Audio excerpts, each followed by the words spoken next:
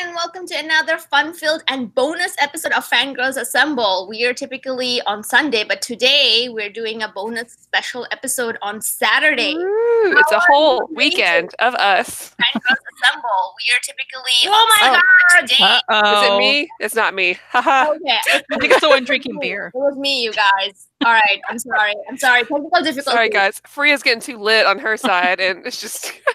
I'm so excited because, typically we do like one show a week, but we're doing 2 shows. So I'm super excited. I'm bringing all my excitement to the show. But before we get going, all the lovely books that we see behind me and behind you guys, where do you get them? Where do we go? In stock trades. Yes, what Maddie said. So instocktrades.com, where you can get all your collected editions for DC, Marvel, Image, and Dark Horse for up to 42% off. Sometimes even 45%, as it's going on right now, that you have additional 3% for Valentine's Day with a code called Be Mine. And then you can get all the other publishers for 20 to 30% off. Currently, we have a sales going on for our very special guest that we'll be having tomorrow, Kill Them All by Carl Starks. That's currently on 45% or 48% off with the code. And you can get all of those books. If you get more than $50, it's free shipping. So hurrah! Get it. I had a situation yesterday, guys. I got myself to 49.99. Like, that was, as soon as I saw that, I'm like, this is not happening. That is so rough. I mean, that was really rough. So, and then, it was one of those, I just thought of Kristan at that time. Because she said, you do not want to pay for shipping. No. Yeah.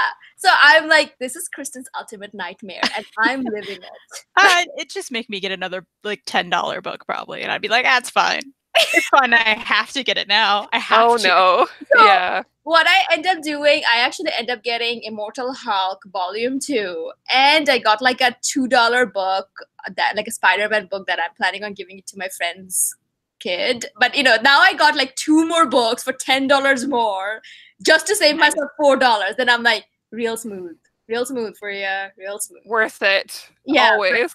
Absolutely worth it. But anyway, so today we're going to talk about Super Sons. How, like, the Super Sons by Peter Tomasi and Patrick Gleason. The Omnibus recently came out. And as, like, Kristan, if you want to put that up again. Yes, here it is. So it's a gorgeous omnibus, which collects all of, I think, most of Rebirth, or all of Rebirth, like all 18 issues of it, with some follow-up and stuff. And this is Super Sons, which is John Kent. I wanted to say Jon Snow for some reason.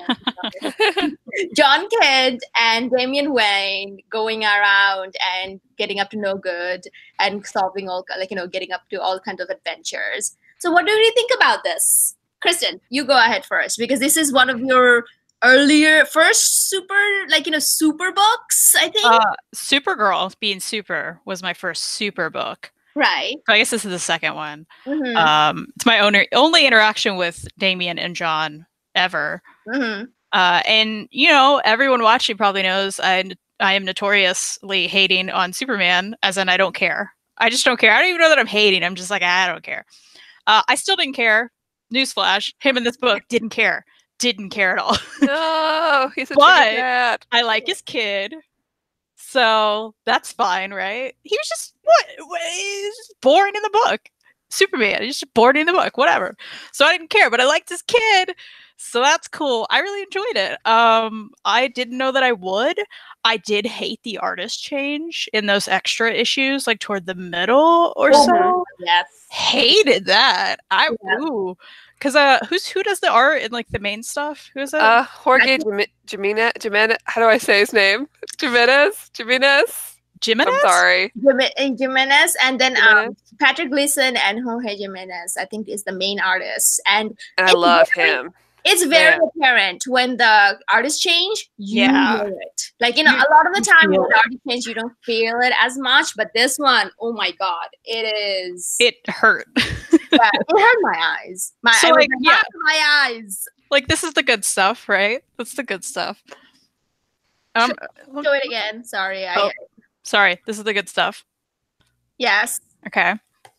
Let me find some bad stuff. If I can. I don't remember where it was, but I mean, you can tell. You can really tell. Now, there's not enough of it, though, to make you be like, oh, there's like a lot of bad art in this. There's not. There weren't that many issues. Where and it's not that it's like awful. It's just so different than the art that you see them with usually. It was jarring for me. You know, it kind of took me out of so it. Like, this one? Hang on. I think and it's not that it's bad, but it's just that this art, like on the cover that Jorge did, is amazing. I mean, it's cartoony in the perfect way without being too much.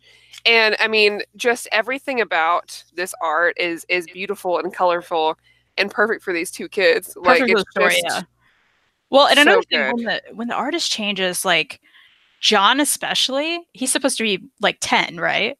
Yeah. He looks so much older when that artist changes. And I'm just like, what? You're supposed to be 10. Like, you do not look 10. You look like at least a teenager. And that really threw me off, too. I was like, wait, did we age? What's going on? Yeah. So what did you think about the story, though? I really like the story. I like the progression, too. How, kind of at the beginning, they go off together and they're trying to be wholesome. At least John always is, I guess. But, they're going to save some cats and trees and stuff like that.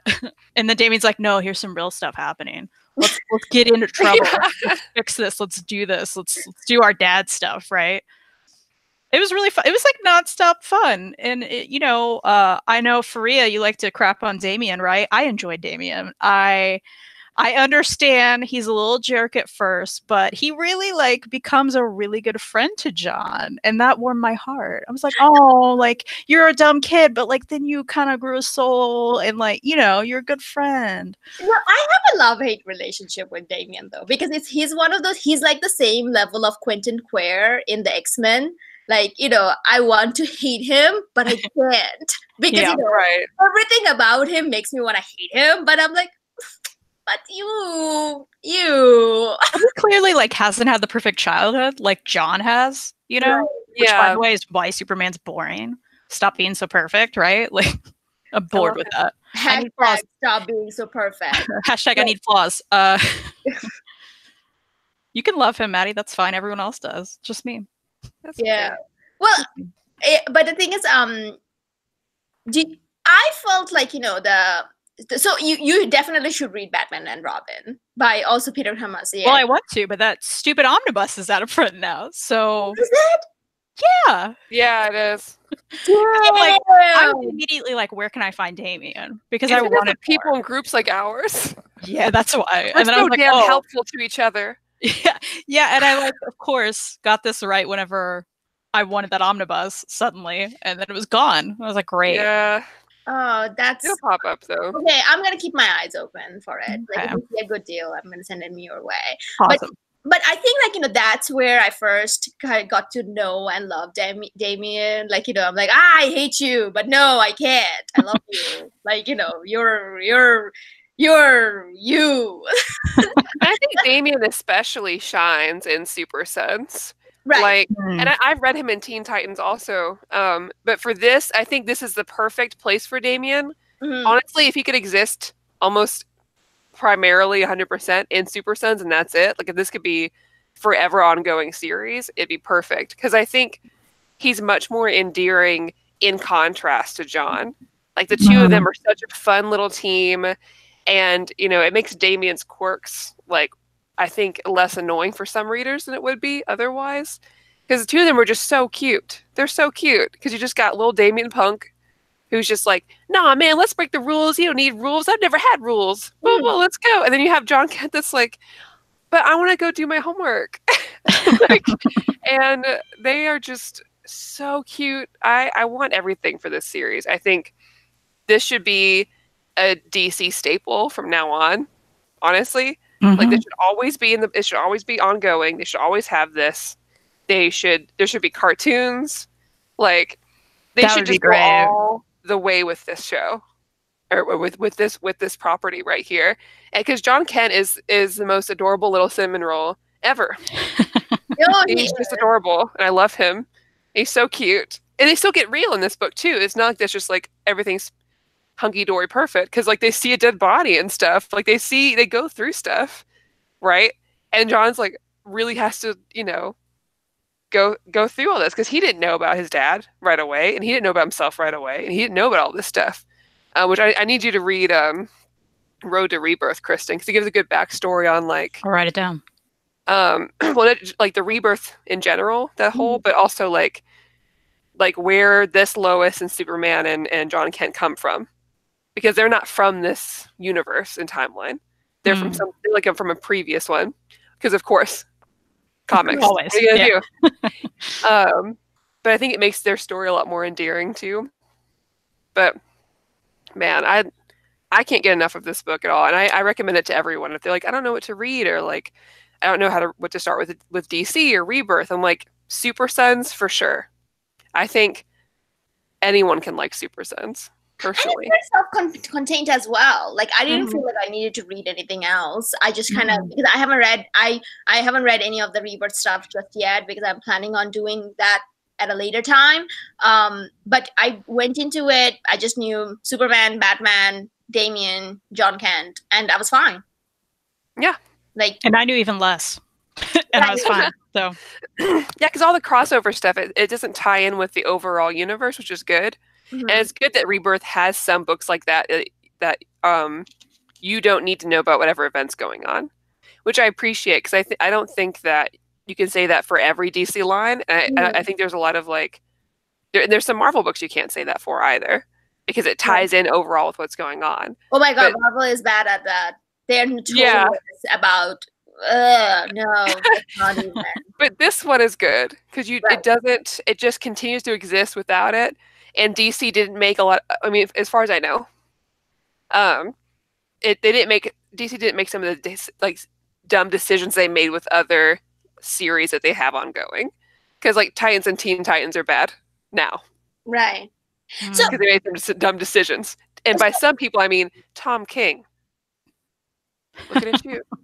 We need to bring Tom King on the show. Oh my god. Dear. I'll be nice, but that's and I still appreciate his writing. I do. I think he's good. Hey, I just have some problems with the changes he's made.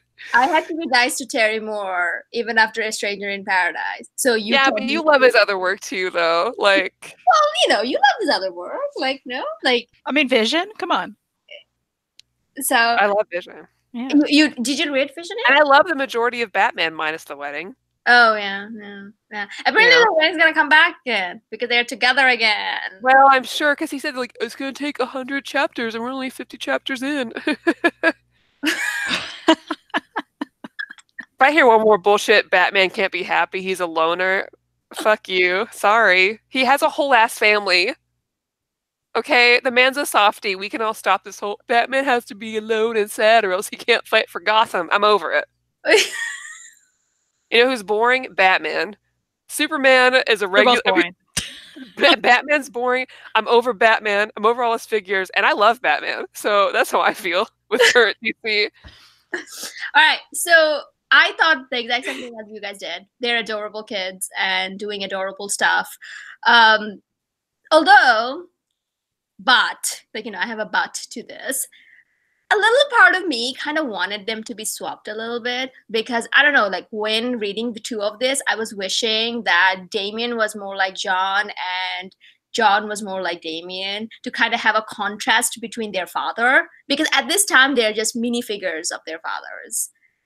I don't know, I was kind of hoping for that. It was more of a wishful thinking, because I feel like that would have caused a little bit of different, situation. Like Superman would be like, I don't know how to deal with this, and Batman would be like, I don't know how to deal with this, and they kind of get together on that. I don't know. I just I was thinking oh damn, that's kind of like a missed opportunity. Well, if you think about it, that's kind of what readers got with Connor Kent and a lot of the Robins. Because if you look at regular Nightwing and regular Dick Grayson, not Titans the show Grayson, he's kind of white bread Wonder Boy. You know what I mean? Mm-hmm. And then you have Connor Kent, who's who just is kind of angry a lot. Connor Kent's just really upset all the time, and he's supposed to look up to Superman, who does not like him in some runs, right? Who treats Connor like shit. Like, I don't want to take care of you. And what's their relationship? Like, what is Connor? Connor is a clone of, I mean, it depends on the storyline, but typically is a clone of Superman and Lex Luthor. So he has both of their DNAs because comics. Okay. So especially in like the Young Justice show, like he's, you have the two sides of the coin where Connor's kind of a little dick. A little bit, but I mean, granted, he's a clone and he has nothing, and the one person who could help him doesn't. And then you have like our Wonder Boys that are honestly pretty nice. Like, there's pretty nice boys. So I wonder if that was like why. I don't know. Oh, okay. I mean, it was more of like, my wishful thinking. I'm like, I wish, like, that was like a wasted opportunity. Like, imagine, like, Damian just goes like, oh, I'm so nice and everything. Like, how Batman would be like, what is this? I'm in darkness. Give me. Because now, since Lego Movie came about, I cannot read Batman without Will Arnett's voice. Like, that's all I can think about. So the whole time I was like, oh, that would be really nice. But the other, this is also like, my hatred towards teens and stuff. Like, I know. I don't understand. What? That I don't like your teens? hatred towards teens. I feel like you just don't understand them. I mean, I understand them plenty. I was there. I overcame their problem. Now I don't. Did you not like yourself when you were a teen? I was a teen once, and I overcame their problems. And now it's like, what's stopping you from overcoming yours again? Like, it's one of those, like, I'm being very harsh. I know. Okay. I know that thing. But the thing is, you were like a pretentious teen. Yeah, I'm a pretentious, like 100%. I'm Quentin Queer. Okay, that's me. That's me. No, I don't know. Like, I just like at that middle part where all of those different things come about. I'm like, go away. I just wanted, like, John and Damian to be just having their team ups. I didn't wanted that whole middle chunk with the, I think, Super Sons of Tomorrow, the story arc. I don't care for that. That's fair. Yeah, I don't know what you guys thought about it. That is fair. I like the crypto issue though. What was the crypto issue? The dog. Oh, right, yes. That was fun. It's always good to see the super pets come back. Oh yes, that was fun. Like, that was like, the two of them kind of just go around and, finish that. And the Bat Cow. I love Bat Cow. Yeah. Like, Bat Cow, it came from Grant Morrison's Batman Incorporated. I don't know how they got the cow. I forgot about that. But, Damian just says that I'm a vegetarian now. And this is my pet.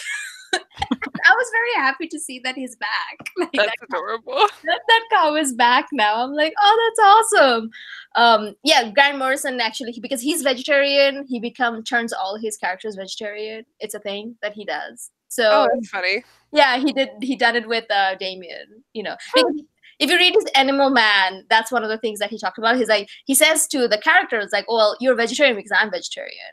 And then the next person may be turning into a carnivore. I don't give a shit. So he did the same thing with Damian. And I kind of liked him like that. But yeah, like, I don't know. I mean, I'm just like, that part I wasn't very hot on. Like, I'm like, move on. But then again, I don't actually have that much connection to DC characters. So, I mean, I kind of chalked it up to that. I'm like, if I knew more about them, maybe I would have been excited, but I wasn't. And then the whole thing is like, oh my God, we're going to sit around and we're going to solve world problems. I'm like, bullshit, because, you're going to capture someone and then any defense lawyer with a worth of salt, like, my client was apprehended by kids. Let them go. Let him go. And then they'll be like, done, case dismissed. But again, that's me being like, overtly, oh my God, I'm being realistic over here. I mean, actually, that's just me. I completely understand where I was. But otherwise, I had fun with it. Like, I agree with everything, like, with the art being a little bit iffy at times and otherwise, it was fun. Yeah, and I gotta talk about, like, how well this omnibus opens flat. That's so nice. Like, I was never having an issue, like, having one side flop open. And, DC's pretty notorious for not being the best at omnibus. And this one's great. It's perfect. So if you haven't bought it, Go ahead. Yeah, it's so nice. And everyone enjoy the omnibuses while you can from DC. No kidding. Right. And it's also a good size though, because Oh yeah. look at this one over here, the Batman omnibus that by Jeff Loeb and Team Cell. It's like a huge, but this is like a you would say like two oversized hardcover together. All right, so here's like Sweet Tooth Vertigo. It's a little, chunkier than like a Marvel one. Just for reference. Yeah, it's not that big at all, but it contains everything. Right. Nice. It's very nice. And I like the wraparound hardback on it. And then also the last cover had that little sweet, that this cutie. Yeah. Yeah. That is amazing. We're such good boys. Yeah, I really like that. That kind of sold me over. I wasn't planning on getting the omnibus because I was thinking like, I don't know, do I want to? But then when I saw that, I'm like, no, I want to get it. And I'm glad I did. So it's just like a cute little extra thing. Like that's the kind of stuff, let's stop putting the black cover with like a stamp imprint of the title. We need more like this, which is like the Marvel oversized hardcovers. Like they're all nice under the dust jacket. Let's get rid of dust jackets. Hashtag no dust jackets. Hashtag no dust jackets. Quit Come it. on. You're just wasting extra money that we don't need. Not to mention the dust jacket for this one. I don't have it near me, but it's fine. The spine is terrible. So, and that's the only thing I like it. It is. Look at this. It's bad.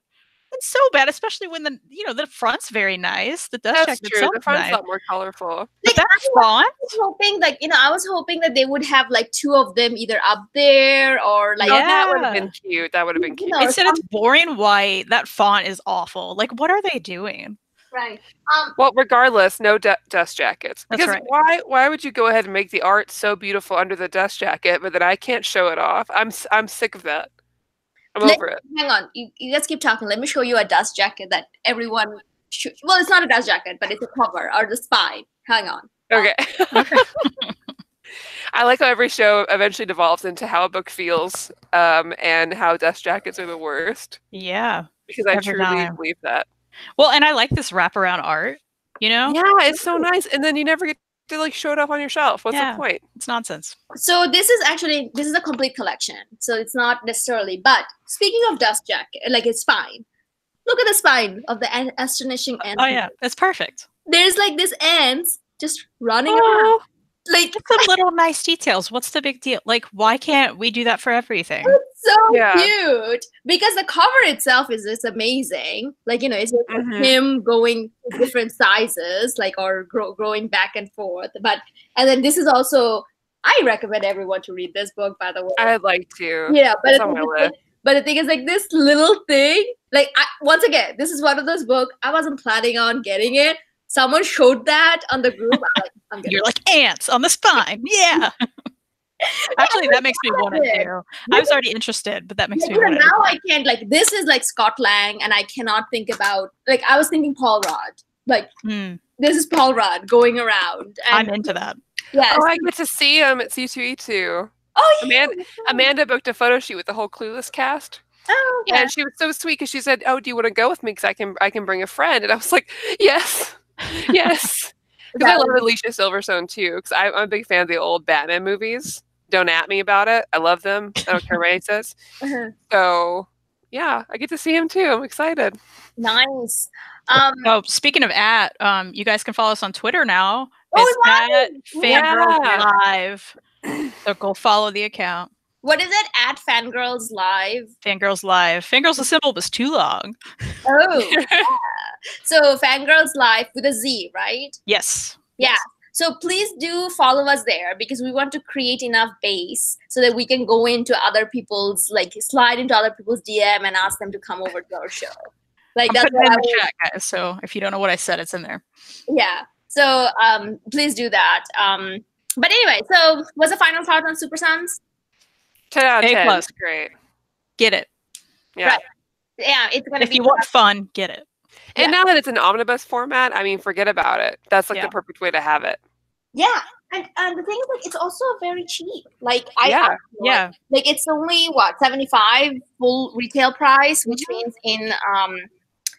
in in-stock trades, it will be around 40. That's perfect. It's plus the Be Mine code for this weekend, an extra 3% off. That is such a great deal. That is the most affordable way to get it all too. So why not?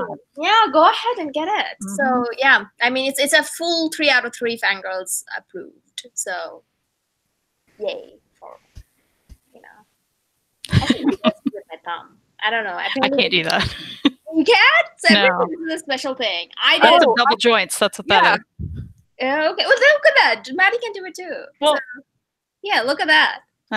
And you can do it too. Anyway, it's okay. You're still special. Okay, so with that out of the way, we wanted to talk about another thing, that there's a lot of news coming around with DC canceling a lot of their collector's edition solicits. Yeah.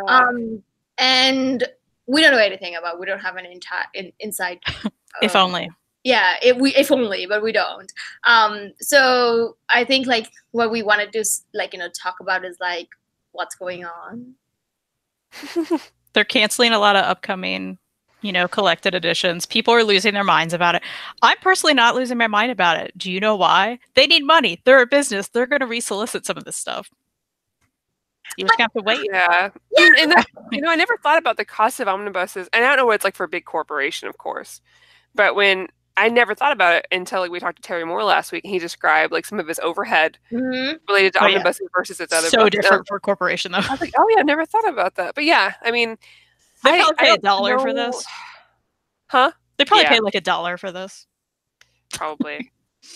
But then DC does weird stuff too, because like they were bringing back, or maybe they already did. I haven't looked at the solicits for it. Like the Grayson omnibus, which was not out of print at all. And they're like adding like a few issues or something to it. It's weird. And they're canceling stuff that they knew would be a big hit. Because didn't Batman Hush get canceled? That collection? So my thinking for all of this is like they're a small department in a very big corporation. Like now AT&T, did that gone through that AT&T now owns them? Oh, I don't know. Okay, so I work for I work for a multi-billion-dollar company, and I kind of know how it works in my side of world, which is like I work for one plant, which is part of a bigger, like imagine like I work for Superman line. Think about it from that point of view. That's like, so my world in it is like I'm like a little chunk in like this multi-billion-dollar, corporation, and we have certain budget that we have to operate under. We have to show that we make certain amount of money. And if we don't make that amount of money, a lot of our projects gets canceled. Like, if we can't show up payback, a lot of our project gets canceled. Like one of the ones that I'm currently working on is still on the plate, but you never know. Like someone's going to come back and say that, marketing team going to come back and say that, oh, we don't have demand for it anymore. Stop all of this. Then I'll have to move on to something different. For me, I do not see them being any different than that. And I'm thinking that a lot of those things are happening. And what I hear that they're apparently cutting down their titles to 22 titles from 30 right now. And so there's a lot of things that they're canceling and stuff like that. So it's trimming their thing. And there's a very, very good chance AT&T came and they said that this is not the business we want to be, because it's maybe it's like, their business model and how much return on investment they want to have. It's not facing it. And maybe they're just planning on, we're going to sell it to Disney. Who knows? And someone in the chat brought up the streaming service too, and maybe like what they want to do with that. I don't know. Yeah, it's very possible. And it's very possible they want to stop doing all of this so that people subscribe to that. So that's also possible. Yeah. And I would love, I don't know if they would do this, but I would love more panels at conventions that explain the business model of this. I know most people want to go hear it from the artists and the writers, and I do too, but I would love a breakdown from people in the DC marketing team or who look at the sales and really sit down and be like, this is what goes into the decision making a lot of the time, because I'm curious. They can't because Marvel, Image, and Dark Horse is watching. Oh God. Well, I'm just curious on a whole. I want people to tell me, because for me as a consumer, and I think especially for speaking for other omnibus collectors as we do, and as we talk to, I'm always so curious on how to best spend my money to support the artists and the series that I like? What should I be doing? Because I don't know. I don't know. It all comes back to direct market. I mean, that's where all these business decisions start from. If it's not doing well at the beginning as single issues, that kills me. Yeah, it makes me I mean, that's how it works. I'm never going to buy a single issue unless that's 100% how it works. That is the best place to put your money, always. If I don't want to. I know. I'm just saying that's the answer. Unless it's like a variant cover, I'm like, or it's Buffy. Yeah, you know. I know. I totally know because I don't want Buffy to die, so I'm gonna get the singles. Yeah, and the issues are very interesting, and I can't wait. So I pick them up. That and Heroes in Crisis. That's the only thing I'm buying regularly. But it's like that, like more of us willing to even do that for one thing will mean eventually Buffy will probably get some sort of hardcover if the demand is there. So far, it is, and that's just how it works. My thing is though, is like I am not willing to spend $4 on an issue. That's anyone's thing. Oh, it's awful. But that's just the answer. Like that's how that business works. Can we just move away from that already? It takes me 5 minutes to read that. Yeah. Like, you know, it takes me 5 minutes to read that. You know, there is like better way for me to spend that $4. Like if I get like a coffee, that takes me 30 minutes to finish that. But like a single issue, I'm sorry. Yeah. I get it. And I wonder if there's like a variation that would work. Because I can't help but compare this to the Japanese manga market. Mm-hmm. Because, you know, when they have their like issue releases, those are released in a big, and they have online too, just like we do, but like a big collection format. So like Shonen Jump collects all of their things, and as chapters come out, they come out in that one first, so you can read it as they're coming out chapter by chapter until the book comes out. So like I wonder if there's a different version like that. I probably it'd be impossible, but I ideally I would love something where I just pay like a subscription fee like you would for a magazine, and then I get weekly whatever issue from DC comes out all together. Well, isn't that what Marvel Unlimited is? Well, yeah, I guess like they don't get new stuff though either. Yeah, on Marvel, it's all old stuff. Gap. Like it's a 6-month gap for their new stuff to show up. But Yeah. you know, but anyway, Terry Moore said it in our last interview that if someone comes up with that plan, everyone will jump on it. But as of right now, no one has. So until then, it's going to be this. So I don't know what's happening with their like, you know, we just wanted to kind of mention that we have no idea. But for my point of view, I'm thinking that they just got bulldozed on their projects just the way we did. You know, I have gone through that twice, like in terms of like company takeover, and you know, because now you became like, because they were like a medium, like, you know, a medium pool in a big company. Now they're a small pool in a bigger company.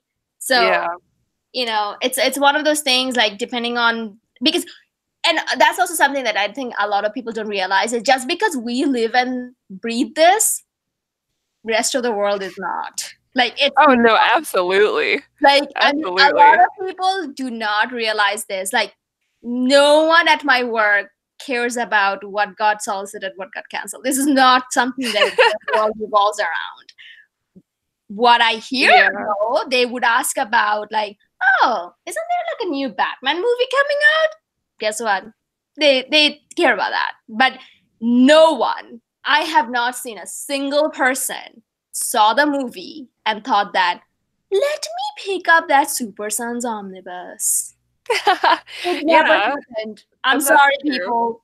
You know, it never happened. Like, and I didn't pick up any of this. Like before I got into this, I didn't read any comics, like except for maybe I read some Saga and some Fables or whatever. But yeah, it wasn't until the movies came out. So I guess you have to always worry more so about releasing content related to the current movies if you want new people, which I don't disagree with.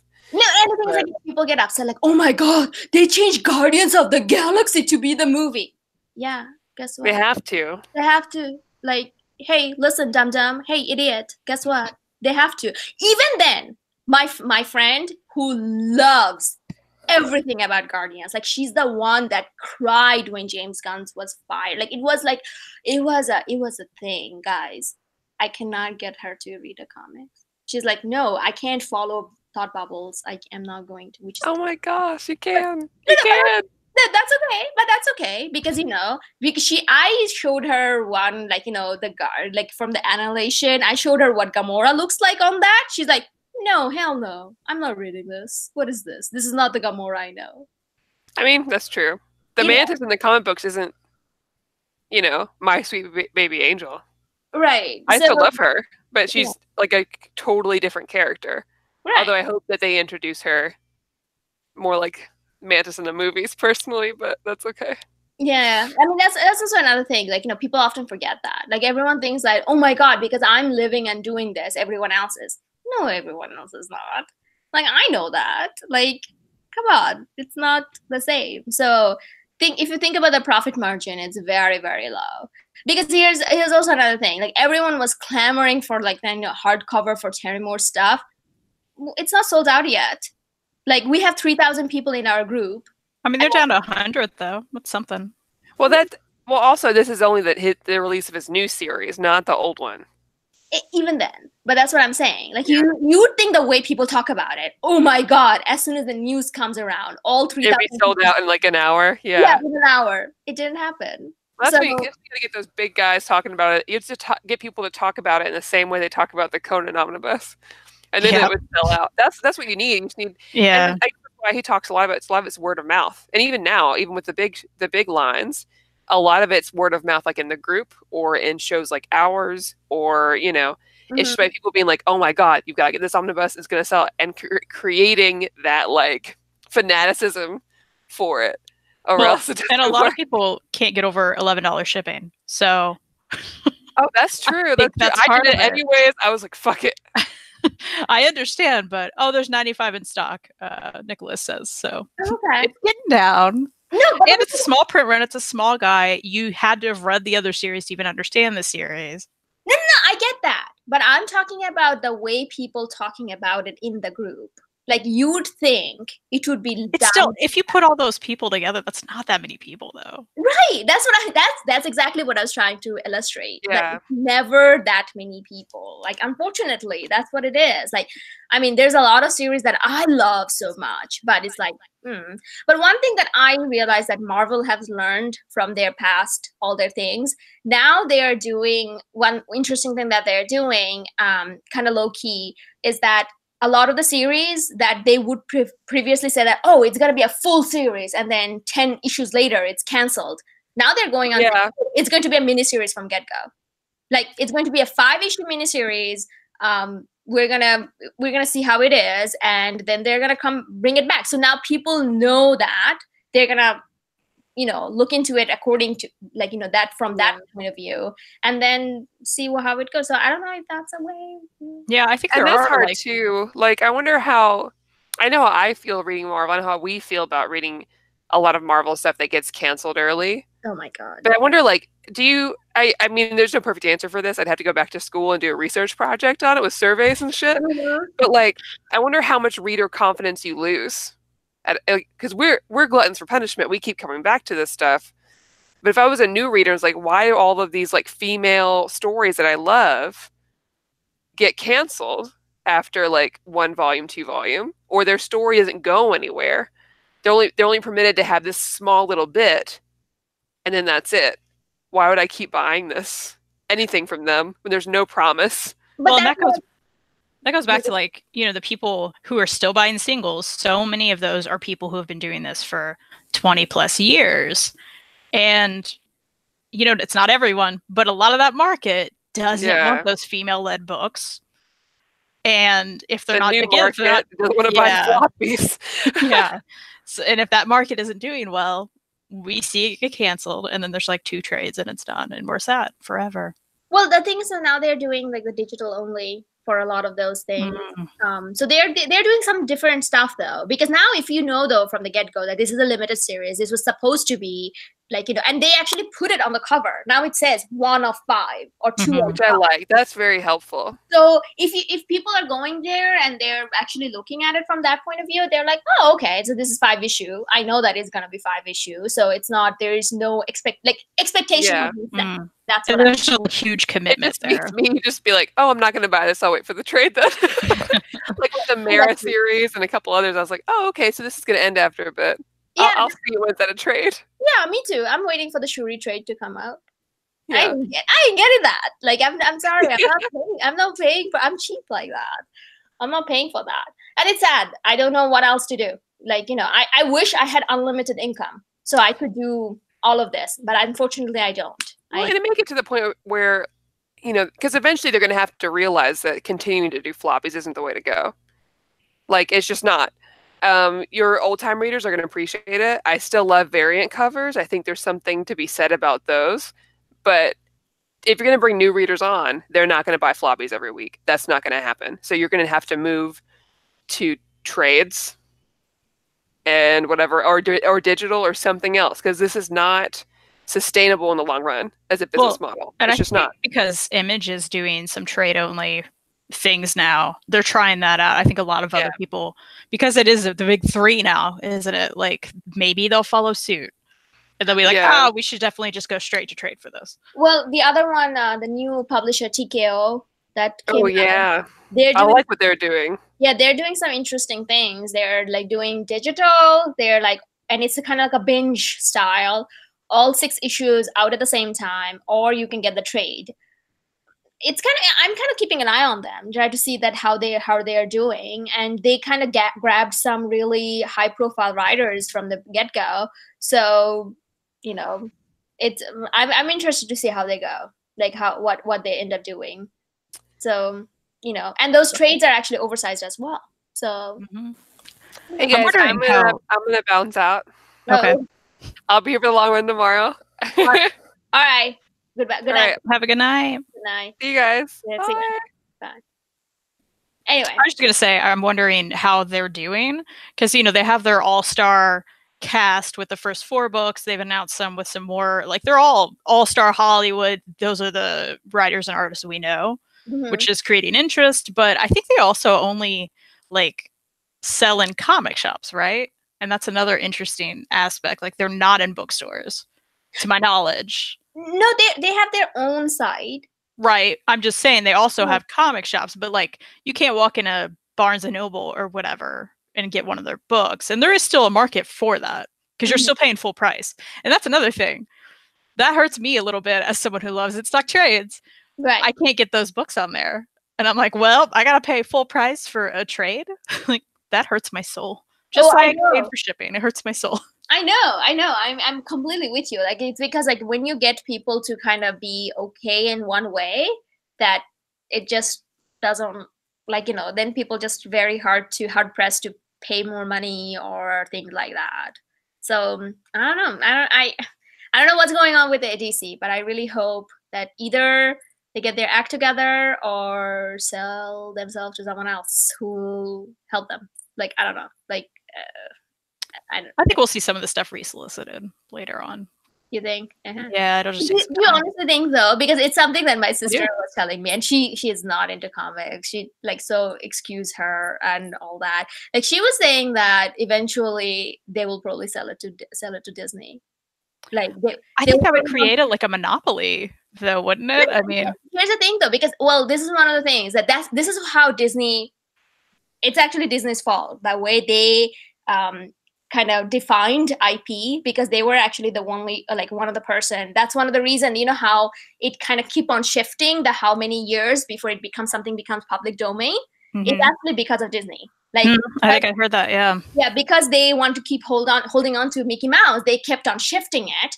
And one of the things they actually said, the reason there is like that they start actually, I think I don't know whether it was them, but someone ended up defining it that characters are unique. Like, every one of them are unique. So there is no monopoly. Like, there is no Superman elsewhere. So it's a unique IP. That makes sense, yeah. If you know what I mean? So they kind of did, like, someone went ahead and did that And it's very, I'm not a lawyer, so I don't know about this, but they kind of ended up like convincing somehow, like either it was them or someone else, that it's not a monopoly. Like getting more characters because they're unique, every one of the characters unique, it's not a monopoly anymore. I mean, I'll tell you what, I'm into this. If Disney wants to buy DC and then we can have the dream crossovers we keep talking about, heck yeah, I'm into it. Let's do it. I don't care.